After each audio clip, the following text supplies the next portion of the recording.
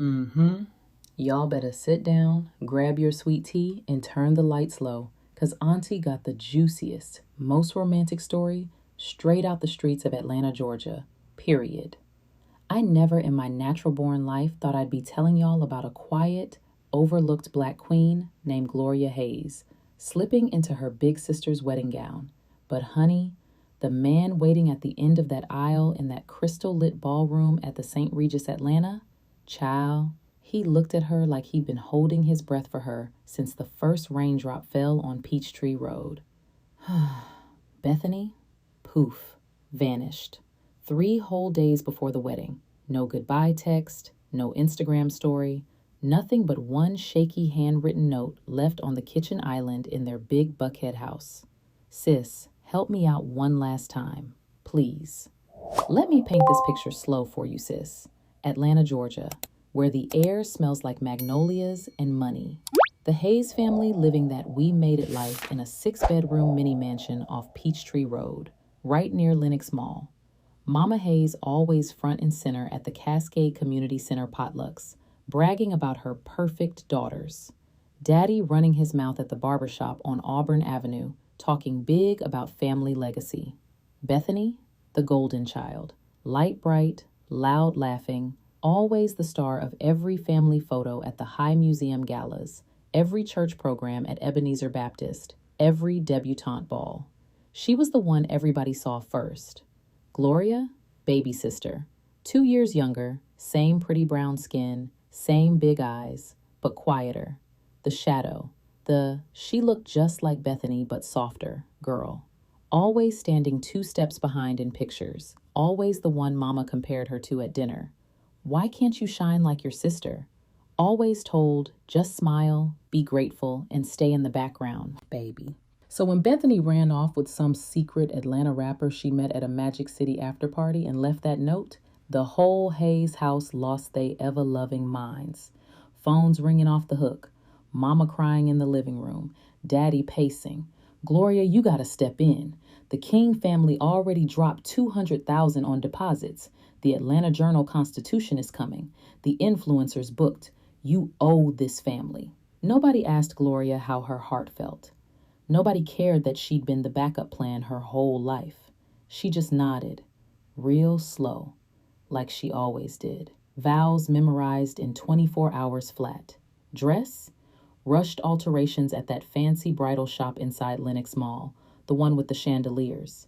Makeup artist from Midtown, hairstylist who did Beyoncé's cousin once. Everything looked flawless on the outside, but inside, Gloria's heart was emptier than a Sunday morning parking lot at the community center. She sat in that bridal suite all alone, staring in the floor-to-ceiling mirror at a woman who didn't feel like herself. White lace hugging her curves just right, veil like a cloud, but her eyes, tired. You ready, bride? The coordinator called, all sweet and professional. Gloria just gave one tiny nod, pulled that veil down, and stepped out. The music swelled, that live string quartet playing something soft and dreamy. She walked down that long red carpet, past all them whispering Buckhead socialites and Midtown executives, cameras flashing like lightning, past the side eyes and the, "Is that the right sister?" murmurs. Then she reached the altar, and there he stood, Roland King, 32, 6'3", dark chocolate skin, sharp jawline, eyes like midnight on the Chattahoochee River, heir to King Enterprises, Atlanta's biggest black-owned finance empire, the man they called the Ice Prince of Peachtree. Never smiled in the tabloids, never been caught in no scandal, cold, powerful, untouchable. Gloria lifted her eyes real slow, and his gaze locked on hers like he'd been waiting since forever. Deep, knowing, warm in a way nobody ever looked at her. She tried to drop her head like always. He stepped closer, voice low and velvet smooth. Don't you bow your head, Gloria. Not today. I already know everything. Her knees almost gave out. He didn't yell, didn't storm off, just smiled this tiny, relieved smile that made her stomach do flips, and whispered right against her veil, "It's you, and that's real good, baby." The ceremony happened like a dream she wasn't supposed to be in. Vows exchanged under that massive crystal chandelier. Rings slipped on, his big, strong hands trembling just a little when he held hers. Cake cutting at the reception on the rooftop overlooking the Atlanta skyline. Fairy lights twinkling like stars. Folks toasting with Dom Perignon like nothing was wrong. Gloria stood off to the side, not eating, not talking, just watching Roland move through the crowd, all calm and kingly, shaking hands, smiling polite. Inside, she kept repeating like a prayer, 3 months, just 3 months of this paper marriage. Then I walk away with whatever dignity I got left. But that first night in the King Mansion up in Buckhead, everything changed slow and sweet, y'all. The place was huge. Marble floors, floor-to-ceiling windows showing the city lights, a backyard garden that smelled like night-blooming jasmine. Roland pushed open the honeymoon suite door, still in his tux, and said real gentle, "I ain't forcing nothing on you, Gloria. No wifely duties, no pressure. We just gotta play the part for the cameras a little while. After that, you free to do whatever your heart wants." She exhaled, but then he stepped closer, eyes never leaving hers. "One thing you need to know, though. Even if you stand in here in somebody else's place, you ain't never been a replacement to me. Not for 1 second." She couldn't sleep that night. Lay on her side of that king-size bed, heart racing, watching his shadow at the big oak desk across the room, working late under the soft lamplight. 3 a.m., she opened her phone notes app with shaky fingers and typed, "I just married a man who never wanted my sister, and he looking at me like I'm the only woman he ever seen." Next morning, the sun painted the walls gold. She woke up to the smell of fresh coffee and something sweet. Roland had already prepared a whole separate bedroom for her down the hall. Soft cream walls, lavender oil diffuser humming, king bed with the fluffiest pillows, even a little reading nook overlooking the garden. "Sleep here, baby," he said quiet when he showed her. "No pressure to share space. Ever." Then at breakfast on that sunlit marble island, eggs Benedict with fresh crab from the coast, grapefruit juice squeezed that morning, warm croissants. He looked up from his laptop and said, "If this fancy food ain't hitting right for you, I'll fire the chef today. This ain't the Hayes house where you gotta swallow everything just to keep peace. You don't gotta suffer here, Gloria.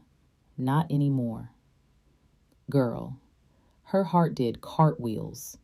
Days melted into weeks, slow and romantic like a slow song on repeat. They lived under one roof, but their worlds danced around each other so gentle.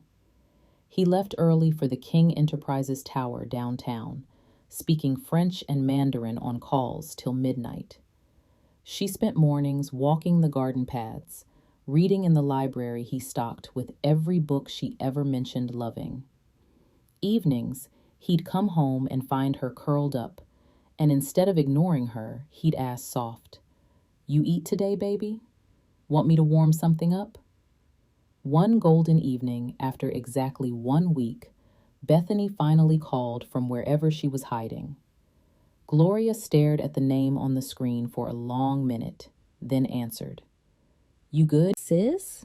Bethany whispered, all fake concerned. Gloria laughed, low and bitter. "You sorry yet for leaving me at the altar with the whole billionaire?" Bethany got quiet. "I just wanted to know if he figured it out." Gloria almost told the truth, that Roland knew from the first second and still chose her. But something in her heart protected it. She lied soft. "He don't care who walked down the aisle." But deep down, she was falling, slow and scary, for the man who saw her when nobody else did. Then came their first real date, that walk in the private rose garden behind the mansion. Roland in a simple white linen shirt, sleeves rolled up showing those strong forearms, no tie, looking like every black woman's fantasy. "You don't gotta bow your head no more, Gloria," he said, voice like warm honey. "You ain't done nothing wrong." They walked slow under the Atlanta moonlight, fireflies dancing. He told her everything, how he'd first seen her years ago at a charity gala at the High Museum when she was hiding in the back corner, how he spotted her again at Lenox Mall buying books while Bethany shopped loud, how that rainy day outside the community center when she was 17, soaked and crying because her mama had just compared her to Bethany again, he was the one who pulled up in his black Range, gave her his umbrella, and drove her home without saying a word. He had pictures, a whole wooden box in his office drawer full of quiet memories. Her high school photo from Mays High, notes about her hating loud parties, loving peach cobbler from the farmer's market, being scared of the dark but loving soft lavender. "I've been waiting on you, Gloria," he whispered under the magnolia trees. Not Bethany. Never her. She found that box herself one lazy afternoon while he was at the office, opened it with trembling hands, and just cried. When he came home and found her sitting on the floor holding her own teenage picture, he dropped to his knees, wiped her tears with those big thumbs, and said, "Every note, every picture. That's how I loved you when I wasn't allowed to say it yet." Then he pulled out a little turquoise necklace she'd stared at too long at a charity auction downtown. "I bought it the same night, been waiting for the right moment." He fastened it around her neck right there, fingers brushing her skin so gentle she almost melted. The romance kept blooming like Atlanta spring. Private dinners at that hidden soul food spot in Virginia Highland where he fed her peach cobbler by hand. Rooftop parties downtown where he kept his hand on the small of her back the whole night, whispering, "You the only woman in this room I see, baby." When Bethany tried to crash one event in a red dress talking slick, "Didn't know you could pull off this look, sis," Roland shut it all the way down in front of everybody. "Thanks for not showing up at my wedding. Let me marry the right woman, the only one I ever wanted." Bethany's face cracked like cheap makeup. Gloria felt like a queen for the first time in her life. But then the storm came, sis. One random Tuesday morning, the blogs and Atlanta social media exploded.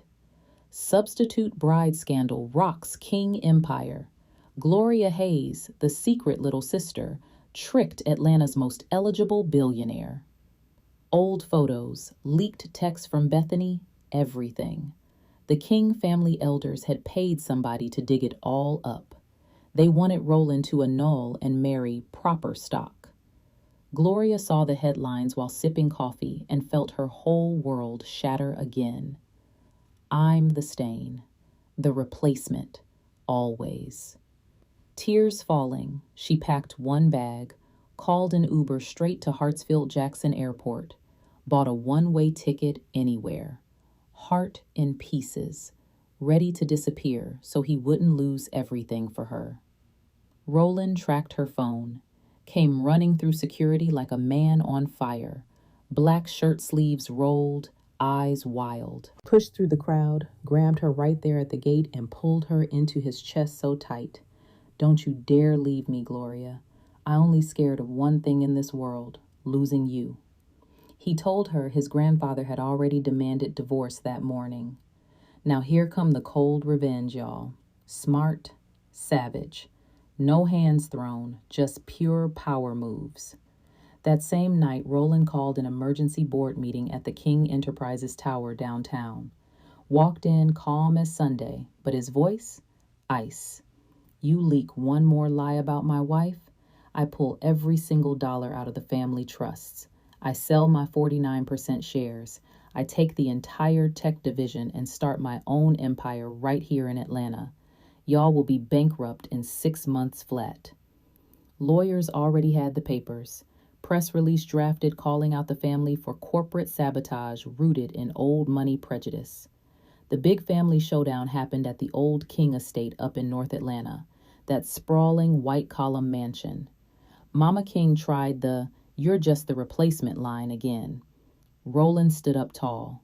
Gloria was never nobody's second choice. She was my first from the day I saw her crying in the rain at 17. Y'all accept her as my wife today, or watch this whole empire burn to the ground. Bethany crashed the meeting in her red dress, trying one last time. You really choosing the understudy over me? Gloria finally stood up, voice steady and strong for the first time. I never stole nothing from you, sis. You ran. I stayed. And the man chose me every single day since. Silence. Grandpa King tapped his cane slow, then smiled for the first time in years. Boy got more backbone than I ever had. Welcome to the family, Gloria. For real this time. After that, pure catharsis, baby. Roland threw Gloria the wedding she always deserved. Small, intimate, magical, right in their own Buckhead garden. White baby's breath flowers everywhere. Fairy lights strung through the magnolias. A violin quartet playing canon in D, soft and sweet, because she once told him that's what she dreamed of. No pressure, no replacement talk, just love. Real gold rings, real vows under the Atlanta sunset. When the minister asked, "Do you take this woman?" Roland looked at her like she hung the moon and said, "I've been taking her since the first time I saw her. This time, it's forever." He kissed her slow and deep while everybody clapped and cried. They skipped the big fancy honeymoon. Instead, he cleared his whole schedule and took her to a quiet little cottage on Tybee Island. Mornings, he woke up early just to make her favorite peach cobbler from the local farmer's market. Afternoons, they walked the beach barefoot, waves kissing their feet. Evenings, he'd pull her into his lap on the porch swing, whispering, "You the only woman I ever waited for, Gloria.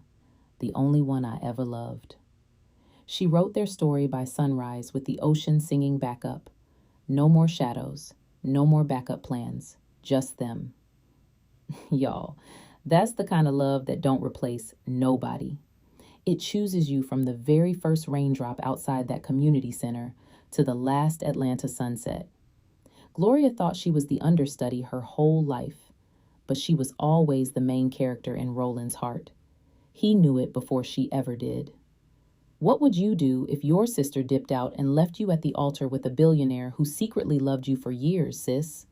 Drop a "if you team Gloria" all the way. Comment period below if this love story healed something deep in your soul. Like, subscribe, share with every homegirl who needs to know she ain't nobody's backup. She the whole damn prize. We out here loving hard and choosing right in these Atlanta streets, y'all. Until next time, stay sassy, stay chosen, stay wrapped in the kind of love that sees you. Mwah.